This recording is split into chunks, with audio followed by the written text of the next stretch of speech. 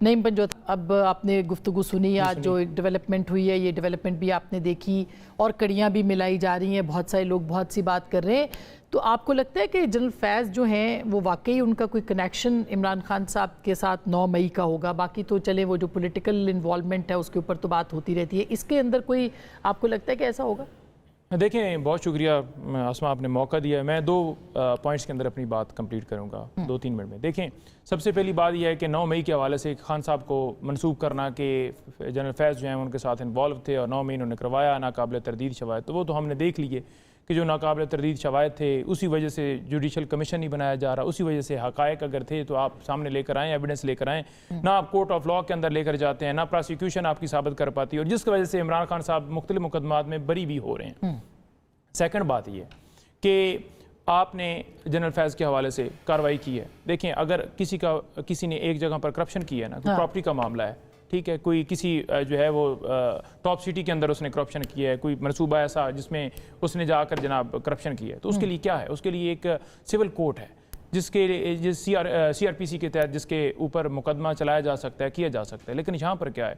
یہاں پر یہ ہے کہ آپ نے جا کر ملٹری کسٹڈی میں لے لیا اور وہاں آپ کورٹ مارشل شروع کر رہے ہیں. آپ اس سے پہلے دیکھ لیں. نہیں، انہوں نے کہا ہے کہ جو آرمی ایکٹ یعنی ریٹائرمنٹ کے بعد بھی کچھ بے ضابطگیاں ہوئی ہیں، یہی تو جو پریس ریلیز ہے اس کی سب سے اہم بات یہ ہے. سب سے پہلی بات یہ ہے نا کہ اگر حاضر سروس تھے نا تو آپ حاضر سروس کے اوپر جو ہے وہ کورٹ مارشل والا سلسلہ سارا کرتے ہیں. سیکنڈ بات یہ ہے کہ اس وقت وہ ریٹائر جو ہے وہ جنرل ہیں. تھرڈ بات یہ ہے کہ میرے پاس بھی مختلف کیسز ہیں جو کہ مختلف جنرلز کے، مختلف بریگیڈیئر سے، میجر کے، کرنل کے اور مختلف لوگوں کے ہیں. تو جب بھی کسی کی پراپرٹی کا مسئلہ آتا ہے، جب وہ ریٹائر ہو جاتا ہے تو اسے اس سینس کے اندر نہیں دیکھا جائے گا کہ وہ اب دوبارہ اٹھا کے اس کا کورٹ مارشل شروع کر دیا جائے. اس کے لیے آپ نے سول کورٹ کے اندر جانا ہے. یہ تو سپریم کورٹ نے کہا تھا نا، یہ تو سپریم کورٹ نے پھر منسٹری آف ڈیفینس کو کہا تھا اور پھر ٹاپ سٹی کے جو مالک ہیں ان کا، اور یہ خود اٹ سیلف اتنی بڑی سٹوری ہے. نہیں، ہم نے تو اس کو کور کیا ہے ٹاپ سٹی کی سٹوری کو. سپریم کورٹ کے اندر جو فیصلہ آیا تھا، سپریم کورٹ میں باقی کیسز بھی ہیں. آپ کے سامنے ہے کہ جیسے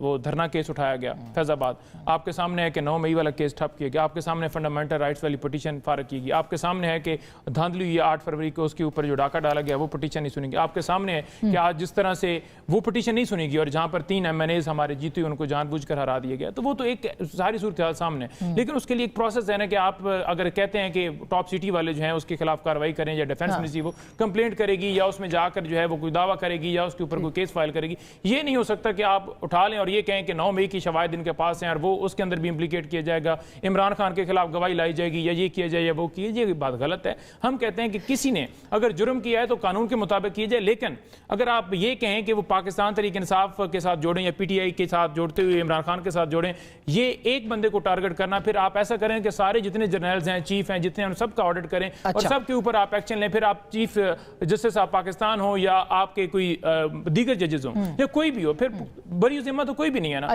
اگر آپ ایک کو کریں گے تو ڈیفینیٹلی آئے گا اور آپ ساتھ منسوب کریں گے کہ 9 مئی کا منصوبہ ساز اور یہ وہ، تو پھر یہ لگے گا کہ آپ صرف اس آڑ کے اندر انہیں اٹھا کر آپ کورٹ مارشل کی طرف جا رہے ہیں جیسے آپ نے ملٹری ٹرائل جو ہے وہاں پر چلایا ہوا ہے. یہ بلال کیانی صاحب، ایک تو یہ بات یہ وہ کہہ رہے ہیں کہ اس سے مطلب یہ ہے کہ عمران خان صاحب کا ملٹری ٹرائل بھی ہو سکتا ہے کورٹ، وہ یعنی ملٹری کورٹ میں بھی یہ معاملہ جا سکتا ہے. اور دوسری بات یہ کہ کیا واقعی آپ کو لگتا ہے کہ جو ریٹائرمنٹ کے بعد کی انوالومنٹ ہے وہ اس طرح کی ہے کہ جنرل فیض کو اریسٹ کیا جائے یا تحویل میں لیا جائے اور انویسٹیگیشن کی جائے؟ وہ کون سے ہو سکتی ہیں چیزیں؟ جی بسم اللہ الرحمن الرحیم. آسما صاحبہ بہت شکریہ جی اپنے شو میں دعوت دینے کا. دیکھیے، آج ایک ISPR کا ایک بڑا واضح پریس ریلیز آیا ہے، اس میں ان دونوں چیزوں کا ذکر ہے جنرل فیض حمید کی گرفتاری کے حوالے سے. ایک ٹاپ سٹی کے کیس کا اور دوسرا ذکر ہے پوسٹ ریٹائرمنٹ وائلیشنز کے حوالے سے.